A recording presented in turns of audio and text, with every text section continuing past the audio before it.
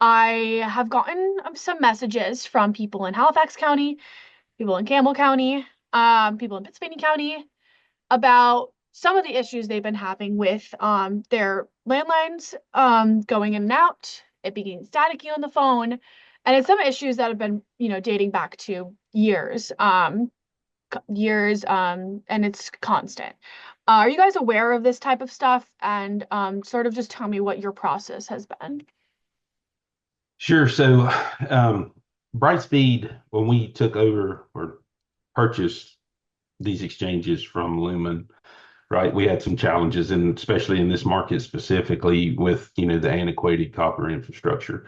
As we all know, copper infrastructures used to be the backbone of telecommunications and had been for decades. However, new technologies have emerged. Popularity of copper-based systems started to decline over the time. Technologies become outdated, making maintenance and repairs, increasingly difficult and costly for the business, right?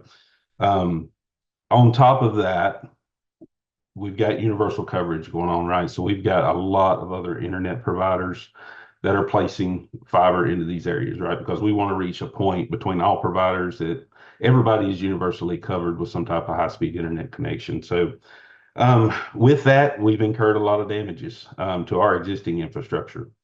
And some of it has been continuous. We've engaged with those other providers. We've got now have open channels of communication with them. We communicate. At one time, we were having weekly calls with some of these other providers just as a checkpoint, to share best practices with their subcontractors that were placing fiber, et cetera, into the market to try to help minimize the impacts to our infrastructure. Which unfortunately, when we incur these damages, our customers have a service interruption as well. So we've worked back with those providers. We have got some improvement there. I do see positivity. They've been responsive with their teams and helped ensure that they're out using best practices when they're placing cable underground, et cetera.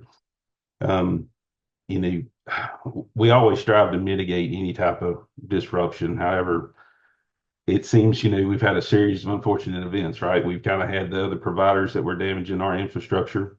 Hey, we've got an antiquated, aged infrastructure as well that we're working diligently to maintain during this period of time. We've been impacted through Hurricane Helene, which not as severe in this area, but some of the impacts down further in Southwest Virginia, obviously through has communications travel impacted this area as well. The recent storms we've had since January, the wind storms and ice storms that we've seen some elongated power outages there. And, when you get commercial power outages, especially when they elongate, they're going to impact our customers as well because you have devices in the field that rely on that power to provide services. But, the big thing with that, thankfully, with modern technologies, um, alternatives have become available that are going to replace these antiquated systems. Then they offer an efficient, flexible cost model as well, right? So they're very attractive to providers now. We can go out, build these networks, get them out, reach these rural markets and these customers out here. And these advancements allow us to deliver a multi-gig internet connection, right? And, Brightspeed's all in on this. We're fully committed to this evolution, and we've invested multi we got a multi-billion-dollar investment to bring these next generation fiber products to our customers. Thank you. I understand that. I know that you guys do both. You do landline stuff and you do fiber stuff. For the purpose of today, I'm just going to focus on the landlines, just because those are the complaints I'm getting from some of the people in this area. Um, and so I want to go back to what you were talking about earlier, where, a lot of the issues you guys have been running into were from a third-party contractor company cutting lines. Was that because your lines weren't marked correctly, or is it because these companies are at fault? Um, at times you're going to have both. You're going to have times, where a line is not located correctly. It may bleed to a cable or another structure that's underground. Those instances are going to happen. And we've also had instances of just improper practices in the field. Continuing to work when there's no paint on the ground, there's no facilities located, instances of just blatant disregard for the locates. We've seen damages where we went out and facilities have been placed right on top of our locate marks, right? And we have to actually remove the structure, and our cables are cut underneath the structures that were placed. So mixture of both. Not going to say everybody's on point 100% of the time, and I don't think there's a provider out there that locates that say they can be. It's just the nature of the business. Got it. So that was sort of one section. Then you also said that, some of the lines are, a little bit, outdated, that copper. Can you just tell me, someone who doesn't know anything about the practices of putting lines in or phone lines in general, as most of our viewers don't, what is the issue with copper lines and their longevity? And what is that issue presented to you guys? Um, I think probably simply put, with copper lines, you're putting a metallic cable inside the ground, right? We know ground's moist. Anything that's buried in the ground over time is going to deteriorate. Plus, you're also energizing those copper lines, right? They have electricity. Kind of get scientific, you have a process called electrolysis, right? So that starts a degradation of the copper line over time. So that's kind of goes back to my point, why these systems are end of life, right? Fiber systems are now available. That's the fix to this, right? We're evolving, we're transitioning. All providers are transitioning away from these copper networks over to fiber. Fiber's future proof. That's what makes sense today. Continuing to maintain these copper-based systems are just not feasible for the companies due to the expense and the maintenance required, and for the customers, right? It limits the customers to the availability of products that we can provide them. So, fiber's the fix to this, and that's what we're committed to doing. We're transitioning from these copper networks over into these fiber networks, and Got these customers here will be a benefit of that. And so these fiber networks, are people able to use landlines using these fiber networks? Yes. Got it. So repeat for me one more time. Your next steps are to, for these people who are having issues with their landlines, you're going to go everywhere and get rid of the copper lines and put in fiber so that everybody can have working landlines again. Is that correct? Yes, that's what's coming down on the horizon, right? So we're going to build copper, and there'll be some areas, right, that feasibly we can't get to. With that, we have another alternative. We've got a partnership with Verizon. We're providing a 4G POTS device that will provide service to these customers. It will be transparent and seamless to the customer, right? The device will install at the home, and it will provide the same service that they have with their existing copper line, just a lot more reliable. Got it. And so, do you have a timeline for when people will start to, see these fiber networks or fiber lines being put in their neighborhoods, in Campbell County and Gladys and Halifax County? When will people be able to really trust that their landlines will be able to work again? But we're going to continue to maintain the copper landlines up until that point, right? So we're not going to say, hey, we're stopping maintenance on these copper landlines. We're going to continue to do the best we can to support these customers and maintain those lines as we build fiber to reach them. So, we're active on both sides. We're still continuing to maintain the copper network, and we're also working very diligently and at high speed to get the fiber deployed, right? Because that's an advantage to us and the customer. So we're working right now to build those fibers. We already have a lot of fiber deployed in some of these neighborhoods and across these service areas that you mentioned earlier. So it's just a matter of time, right? We're working as fast as we can, and we'll have those there. Now, with that, our 4G device that I just spoke to, it's already available to a lot of these customers. So a lot of the customers that have been impacted by this, we've offered them the device and they've accepted, and they're really happy with it and having reliable service.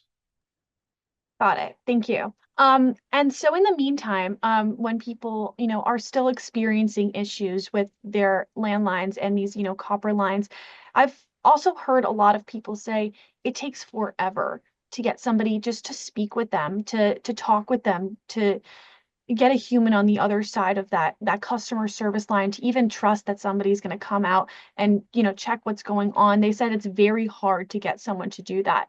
What are you going to do as a company to make sure that people will be able to reach you guys if they're having issues? We made a big investment early on into Brightspeed on the customer service side to help minimize some of those contact times. So I know we've made improvements there. I'm personally probably not the person you need to speak to customer service. I'm in field operations. So My job is in the field dealing directly with the customers on repair and service issues. But if you want to speak to someone pertaining to customer service, I can definitely get that arranged, and they can speak more in depth and more informed about that subject. Sure. I mean, just for, someone who works in this company, I think it's important to know that, since there is no timeline, people don't know when things are going to get better. How can they trust that they will if, they're submitting reports and claims to Brightspeed saying that their landlines are not working and they don't know when it's going to be fixed? Right. I don't know. I can't speak informally to that because I do know there is a process. I do know that customers can call in and submit tickets, and they're given a ticket number and given a time frame to when to expect a technician. Like I said, I don't have any examples that I can go back and research to anyone that may be giving you this information. I can't research that and give you an informed response on that. But I do know that they're there. If there is an outage and we're aware of an outage, the customer is notified of that up front, that we're aware and there's an outage and we're working on it. So Got it. Thank you. I'm trying to think of any more questions I have. So just, I guess as an overview, sort of explain what the next step is. You're gonna, and sort of just, can you diagnose the issue and then sort of just explain the next steps for me again? so really kind of a multi-pronged issue, right? We've had a lot of extreme weather here lately since October of last year, really. We've had a lot of elongated commercial power outages. We've had third-party providers damaging our infrastructure, existing infrastructure, copper infrastructure, and fiber infrastructure.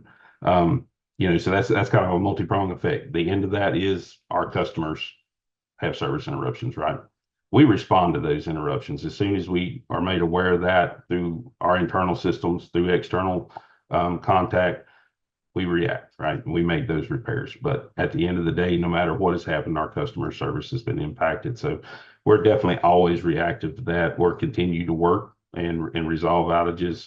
And we're working in this area diligently. I was speaking with some of my field supervisors, and they're partnering together into this area to help resolve some of these issues we've had with some of the third-party damages that are ongoing.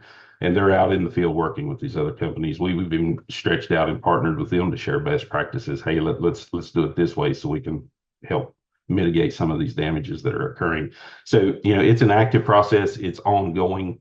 I will say the fix is this multi-billion-dollar investment with the fiber networks that we're installing and building across Brightspeed's territory.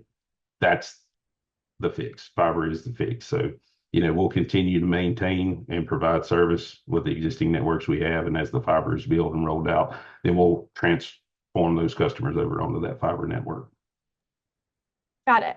And so for those customers, who've been experiencing a lot of these issues you said since October with this multi-prong, effect, how are you going to help them, with their bills, their monthly bills that, they're paying you guys for a service they don't really get? Sure. Those customers are welcome to call into customer service, explain the impacts to their service. And I know that they usually issue a credit, for how many days the customer service was impacted. So what you're saying is you're willing to pay them back that money that they weren't able to use their landlines? Sure. If they call in and speak to customer service, they typically issue a credit for days that they've gone without service. Got it. Cool. I think those are all of my questions. If anything else you'd like to add into this. No, I think I'm good. We kind of touched base on everything, and the big takeaway from this is, like I said before, copper infrastructure, we're aware, everybody's aware. It's served well for everyone over the years. It's provided good service to customers. It's provided, a good business opportunity for us. But newer technologies have emerged. Copper is end of life, and newer technologies have emerged, and we're all in on building these fiber networks, and that's future proof, right? So once these are put in, they're in place. These customers are migrated over to these systems. We're not going to continue to see these service interruptions and outages as we do today. Cool. Thank you so much. Appreciate it. Hey, Okay, Sarah thank and you. Jason, this is Katie really quickly. Sarah, just to follow up on a couple of things, if there are any specific customers who you want to share information with us on that we can do further research to help you kind of understand their journey and that we can even look into deeper from a customer service aspect, we're happy to do that. And Jason, I don't know if you want to speak to any of this, but with that move to that migration over to fiber, it is with consent of that customer as well. Gotcha. Correct. And it's not, So, yeah, you say, fiber is actually going to be cheaper for both customer and you guys, less maintenance, that type of thing. Is that correct? oh yeah, absolutely. It's a win-win for both sides, for the customer and for us. What we do tend to see in the communities is a lot of time customers will complain about the service to each other, but they won't ever call and report a ticket. Many times I'll get escalations and I go back and look in our system and that customer's never even called. We've never even touched their account. They say, oh, I've been out of service for 6 weeks. And I go, look, they've never even called us to report it. Right. So a lot of times once that happens, we'll get out and we'll make a repair. I'll send a technician that day, right? And we'll get out and get them fixed no matter what the problem is. Right. Sometimes that's what we've been seeing when we look through a lot of these accounts. We've never touched them, and it's been years since they've ever called in and reported. Now, to the other point, some customers we go back and look, and yeah, we do see multiple reports, right? And we go back out and put a lot more due diligence into that to figure out what's driving that. But we really need the customers calling, and I understand there may be difficulties with getting a ticket in. Maybe some language barriers or some wait times, but it's really important that these customers call and report so we have an actual record to track because that drives a lot of where we focus on repairs and things. So a lot of times they kind of sit and they come into their community groups, right? And they complain about service. And obviously when they reach out to you, they do the same. But when we go back to look at those records, we don't really see where that customer's ever called and reported their service to us so we could go and address the issues.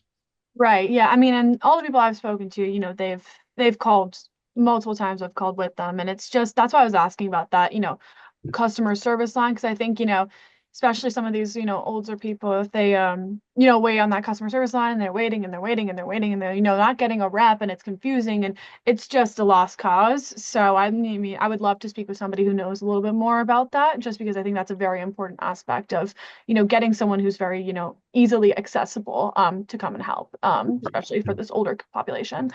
No, Sarah, I that's agree. go I'll ahead, take Jason. that So back. sorry. And I was just going to say, I'll take that back, but I'm sure Katie can take that as an action item and Yeah, get you in. Right. we're happy to do that. And again, Sarah, if there's any customer info that would just help with that kind of journey or anything that we can help speak to or just impact or even another solution, that's something that we'd be happy to share.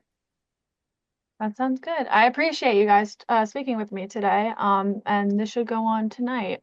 So I'll get to editing and everything, as you know, Katie. It's tight time. I know. Good turnaround. You will make slot, we promise. Yeah, we got it. Yeah, we'll be good. But yeah, those are all my questions. Thank you so much. I'll stop the recording. So Hey, thanks for watching. Make sure that you subscribe to our YouTube channel and watch more videos from ABC 13 WSET.